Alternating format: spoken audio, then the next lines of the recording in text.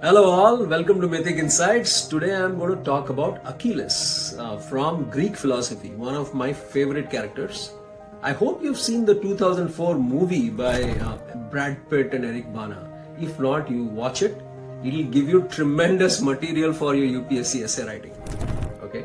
Now Achilles' heel, everyone knows about that concept. Every human being has a weakness, however strong, right? That's the fundamental idea.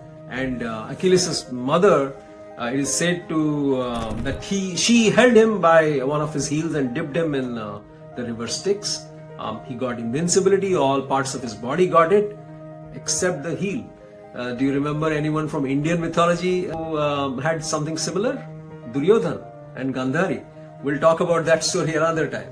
But this is the central idea of Achilles, that hugely strong, one of the greatest warriors of all time, but he had one central weakness, and that's where an arrow finally hit him and he got killed.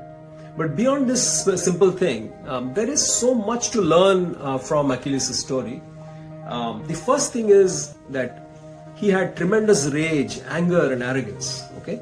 And because of that, he refused to fight due to certain things, and the Greeks suffered heavy losses during the Trojan War. And that's a central theme that you can refer to anything that talks about vanity, anger, pride, arrogance, things of that nature, right?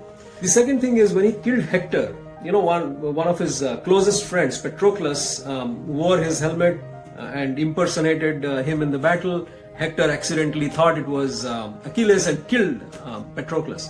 Patroclus dies. Achilles is extremely angry, goes, kills Hector, and drags Hector's body all around the battlefield.